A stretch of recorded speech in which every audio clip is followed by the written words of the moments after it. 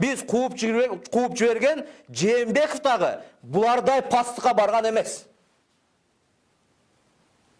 Бүгүн менин жеке жашоому, тегеремде жүргөн балдарга бардыгына карат келтирип атышат.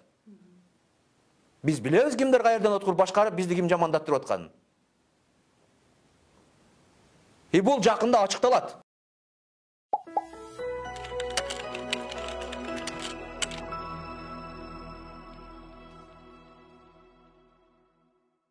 Bir нәрсе десең эле Текебаевдин проектиси, bir нәрсе десең эле Текебаевдин окуучусу, ушу мага чаптаган эле, тапкан эле ушул булардын. Бирок мени сенин эжең банкты тартып алган деп эч ким айткан жок. Sen bir gömür şaxtan alıp turup talqalap koydun деп эч ким айткан жок. Sen каркыраны сатып бергенсиң деп эч ким айткан жок. Каркырага барган апайсан жумуртканы менен ургансың деп эч ким айткан жок мени. Айта да албайт. Бирок мисал келгенде мен эми айтышыма туура келип атат да. Мага демектен Текебаевди кууруп жегиле. Бышырып жегиле. Бирок чындыкты жүзүнө караш керек. Бүгүн айтып атышат. Текебаев 2010 жылы Конституцияны кабыл алып койгон деп. Аны Текебаев менен Садыр Жапаровдун бийлигинин айырмасы бар. Текебаев Конституцияны кабыл алып атканда убактылуу өкмөттүн 14 мүчөсү болгон. Бийликти bir адам эмес, 14 адам 14 жака тартып турган маалда кабыл алынган. А Садыр Жапаров өзүм билем, өтүгүмү төргөлөм, мен жана мен деген учурда кабыл алып атат Конституцияны. Өзү билгендей кылып. Бул бир. Экинчиси, бүгүн биз колдонуп аткан Конституция, бул Текебаевдин Конституциясы эмес. Бүгүн эпте упай алам деп эле Текебаевди согом деген бул көркөөлүк. Бул деңгээлдин пастыгы. Бул Конституция 2010 жылы кабыл алынганы менен. Бул 2016 жылы Атамбаевдин колу менен өзгөртүлгөн. Бул Атамбаевдин Конституциясы.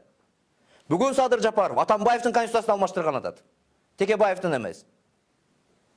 Болсо, адилеттүү болсо буну да айтып коюш керек. Эгер бүгүн экономикалык кризис болуп атса, ага Конституциянын эмне күнөөсү бар? Эми мейли туура Конституция киргизсе дагы мен макул болмокмун десеңер.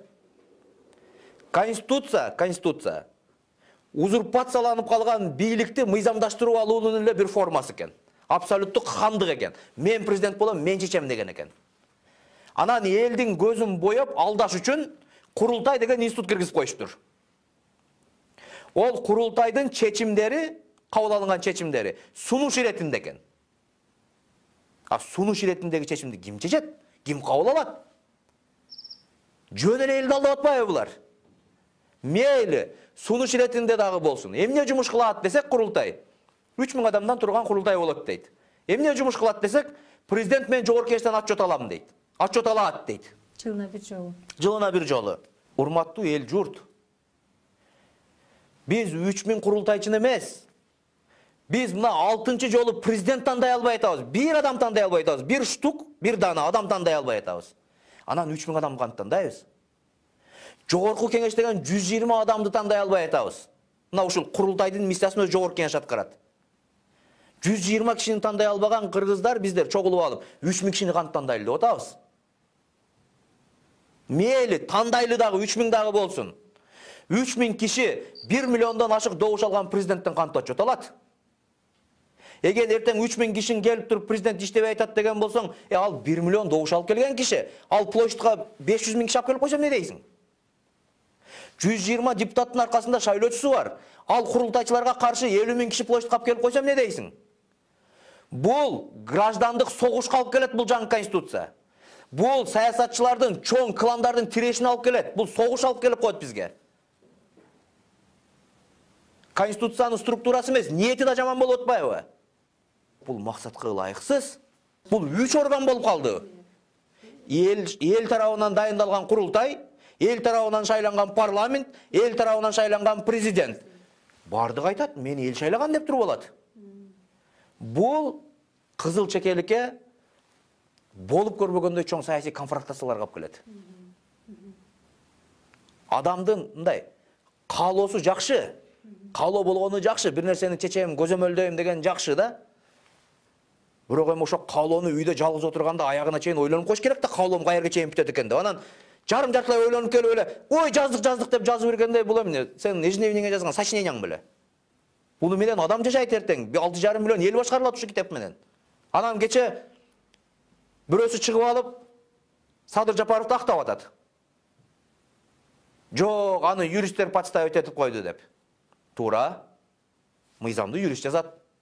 Бирок юрист мыйзамдын түзүлүшүнө гана жооп берет. А ниетине заказчик жооп берет. Анан бир нерсе айтып койсоң эле сен жаман. Бир нерсе айтып койсоң эле сен тигинин проектсиң, бунун проектсиң.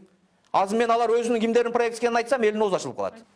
Мен билем, мен өзүмдүн проектим экен, өзүм экен. Ага буга чаптап, анан мындай кылды, тигиндей кылды, тигинин проектisi болуп калды, тигиге болушуп атат. Мен Садыр Жапаровго болушуп атканда, даже ошол биз жаман деген Жээнбеков дагы мындай подлостька барган эмес. Биз кууп жиберген Жээнбеков дагы булардай пастыкка барган эмес. Бүгүн менин жеке жашоому, тегеремде жүргөн балдарга бардыгына карат келтирип атышат. Биз билебиз кимдер каерден откур башкарып бизди ким жамандаттырып атканын. И бул жакында ачыкталат.